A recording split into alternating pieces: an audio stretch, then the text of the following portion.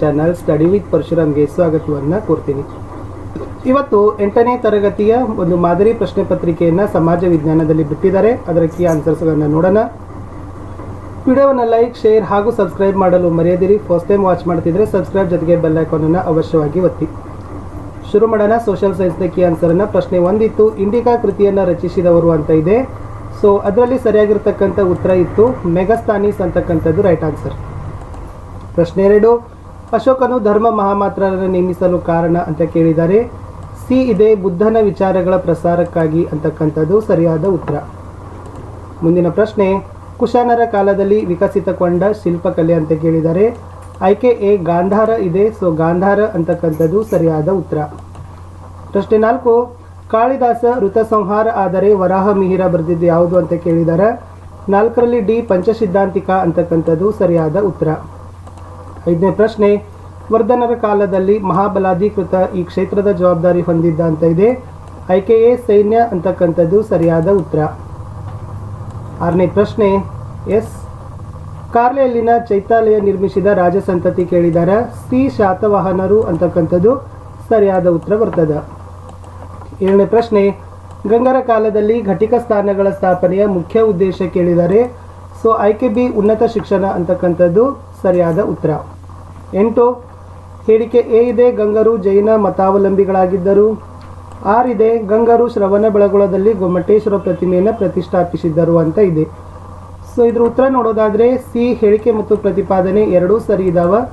So C is the right option. 9, ಇಮ್ಮಡಿ ಪುಲಿಕೇಸಿ ದಕ್ಷಿಣ ಪತೇಶ್ವರ ಎಂದು ಬಿರುದಾಂಕಿತನಾದನು ಏಕೆಂದರೆ ಅಂತ ಕೇಳಿದ್ದಾರೆ. ಆಯ್ಕೆ ಬಿ ಉತ್ತರದ ಹರ್ಷವರ್ಧನನನ್ನು ಸೋಲಿಸಿದ್ದನು ಅಂತಕ್ಕಂಥದ್ದು. ಮುಂದಿನ ಪ್ರಶ್ನೆ 10, ರಾಷ್ಟ್ರಕೂಟ ಸಾಮ್ರಾಜ್ಯದ ಸ್ಥಾಪಕ ಕೇಳಿದ್ದಾರೆ. ಸೊ ರಾಷ್ಟ್ರಕೂಟ ಮನೆತನದ ಸ್ಥಾಪಕ ಡಿ ದಂತಿದುರ್ಗ ಬರ್ತದೆ. ಸೊ ದಂತಿದುರ್ಗ ಅಂತಕ್ಕಂಥದ್ದು ಸರಿಯಾದ ಉತ್ತರ. ಮುಂದಿನ ಪ್ರಶ್ನೆ ಇತ್ತು, ಕೆಳಗಿನ ಘಟನೆಗಳನ್ನು ಕಾಲಾನುಕ್ರಮದಲ್ಲಿ ಜೋಡಿಸಬೇಕಿತ್ತು. ಇದರಲ್ಲಿ ಬಿ ಆಯ್ಕೆ ಏನಾಗಿದೆ ಸರಿಯಾಗಿರ್ತಕ್ಕಂಥದ್ದು ಇದೆ. ಮುಂದಿನ ಪ್ರಶ್ನೆ, ಚಿತ್ರದಲ್ಲಿರುವ ದೇವಾಲಯವನ್ನು ಹೆಸರಿಸಿ ಅಂತ ಕೇಳಿದ್ದಾರೆ. ಇದು ಚೆನ್ನಕೇಶವ ದೇವಾಲಯ ಇದೆ, ಬೇಲೂರಿನ ಚೆನ್ನಕೇಶವ ದೇವಾಲಯ ಅಂತಕ್ಕಂಥದ್ದು 12 ಎ ಆಪ್ಷನ್ ಏನಾಗಿದೆ ಸರಿಯಾಗಿರ್ತಕ್ಕಂಥ ಉತ್ತರ ಇದೆ. 13ನೇ ಪ್ರಶ್ನೆ, ಹೊಯ್ಸಳರ ದೇವಾಲಯಗಳಲ್ಲಿ ಕಂಡು ಬಂದಿರುವ ಪ್ರಮುಖ ಲಕ್ಷಣ ಕೇಳಿದ್ದಾರೆ. ನಕ್ಷತ್ರಾಕಾರದ ಗರ್ಭಗೃಹ ಡಿ ಆಪ್ಷನ್ ಏನಾಗದ ಸರಿಯಾದ. 13 ಡಿ.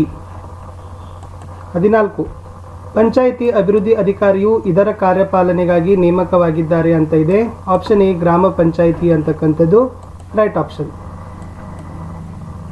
15ನೇ ಪ್ರಶ್ನೆ, ಗ್ರಾಮೀಣ ಸ್ಥಳೀಯ ಸರ್ಕಾರಕ್ಕೆ ಉತ್ತಮ ಉದಾಹರಣೆ ಕೇಳಿದ್ದಾರೆ. ಸೊ ಡಿ ತಾಲೂಕು ಪಂಚಾಯಿತಿ ಅಂತಕ್ಕಂಥದ್ದು ಸರಿಯಾದ ಉತ್ತರ ಇದೆ. 16ನೇ ಪ್ರಶ್ನೆ, ಬೃಹತ್ ಮಹಾನಗರ ಪಾಲಿಕೆ ಕಂಡು ಬಂದಿರೋ ನಗರ ಕೇಳಿದ್ದಾರೆ. ಆಯ್ಕೆ ಬಿ ಬೆಂಗಳೂರು ಅಂತಕ್ಕಂಥದ್ದು ಸರಿಯಾದ ಉತ್ತರ. 17ನೇ ಪ್ರಶ್ನೆ, ಗಯೋಟ್ಸೋಗಳು ಕಂಡು ಬಂದಿರುವ ಸಾಗರದ ಭಾಗ ಕೇಳಿದ್ದಾರೆ. ಆಳ ಸಾಗರದ ಮೈದಾನ 17 ಸಿ ಅಂತಕ್ಕಂಥದ್ದು ಸರಿಯಾದ ಉತ್ತರ ಇದೆ. 18ನೇ ಪ್ರಶ್ನೆ, ಸಾಗರ ಪ್ರಪಾತಕ್ಕೆ ಉತ್ತಮ ಉದಾಹರಣೆ ಕೇಳಿದ್ದಾರೆ. ಟೊಂಗಾ ಎ ಅಂತಕ್ಕಂಥದ್ದು ಸರಿಯಾದ ಉತ್ತರ. ವಾಯು ಮಾಲಿನ್ಯದ ಪರಿಣಾಮ ಕೇಳಿದ್ದಾರೆ. ಸೊ ವಾಯು ಮಾಲಿನ್ಯದಿಂದ ಓಝೋನ್ ಕ್ಷೀಣಿಸ್ತದೆ. ಸೊ ಬಿ ಅಂತಕ್ಕಂಥದ್ದು ಸರಿಯಾದ ಉತ್ತರ. ಚರಂಡಿ ನೀರಿನ ಸಂಸ್ಕರಣೆ ಈ ಕೆಳಗಿನ ಯಾವ ಅಂಶ ಪ್ರತಿನಿಧಿಸ್ತದೆ ಅಂತ ಕೇಳಿದ್ದಾರೆ. ಡಿ ಜಲಮಾಲಿನ್ಯ ನಿಯಂತ್ರಣ ಅಂತಕ್ಕಂಥದ್ದು ಸರಿಯಾದ ಉತ್ತರ. ಸೊ ಇಷ್ಟು ಬಹು ಆಯ್ಕೆ ಪ್ರಶ್ನೆಗಳಿತ್ತು. ಇನ್ನು ದೀರ್ಘ ಉತ್ತರ ನೋಡೋಣ. ಕಳಿಂಗ ಯುದ್ಧದ ಪರಿಣಾಮಗಳು ಮತ್ತು ಕನಿಷ್ಕನ ಧಾರ್ಮಿಕ ಸಾಧನೆಗಳನ್ನು ಕೇಳಿದ್ದಾರೆ. ಉತ್ತರ ಇದೆ, ಕಳಿಂಗ ಯುದ್ಧದ ಪರಿಣಾಮಗಳಿಂದ ಅಶೋಕನಿಗೆ ನೋವಾಗ್ತದೆ. ಅಶೋಕ ಪಶ್ಚಾತ್ತಾಪಗೊಂಡು ಧರ್ಮದ ಕಡೆಗೆ ಪ್ರೇರಿತನಾಗ್ತಾನೆ, ಶಾಂತಿ ಪ್ರತಿಪಾದಿಸ್ತಾನೆ. ಕನಿಷ್ಕನ ಧಾರ್ಮಿಕ ಸಾಧನೆಗಳಲ್ಲಿ ಬೌದ್ಧ ಧರ್ಮಕ್ಕೆ ಆಶ್ರಯ ನೀಡಿದ್ದ. 4ನೇ ಬೌದ್ಧ ಸಮಾವೇಶ ಕಾಶ್ಮೀರದಲ್ಲಿ ತನ್ನ ಅಧ್ಯಕ್ಷತೆಯಲ್ಲಿ ನಡೆಸಿದ. ಬೌದ್ಧ ಧರ್ಮದ ಪ್ರಸಾರಕ್ಕಾಗಿ ಮಧ್ಯ ಏಷ್ಯಾ ಮತ್ತು ಚೀನಾ ದೇಶಗಳಿಗೆ ನಿಯೋಗ ಕಳುಹಿಸಿದ ಅಂತ ಉತ್ತರ ಬರೀಬೇಕಿತ್ತು. ಮುಂದಿನ ಪ್ರಶ್ನೆ, ಕೈಲಾಸನಾಥ ದೇವಾಲಯ ಎಲ್ಲೋರ ಬಗ್ಗೆ ಬರೀಬೇಕು. 10 ಕೆರೆಗಳನ್ನು ನಾವು ಸಂರಕ್ಷಿಸಬೇಕು ಏಕೆ ಅಂತ ಕೇಳಿದ್ದಾರೆ. ಉತ್ತರ ನೋಡುವ. ಕೈಲಾಸನಾಥ ದೇವಾಲಯ 1ನೇ ಕೃಷ್ಣ ಕಟ್ಟಿದ. ಇದು ಎಲ್ಲೋರದಲ್ಲಿದೆ.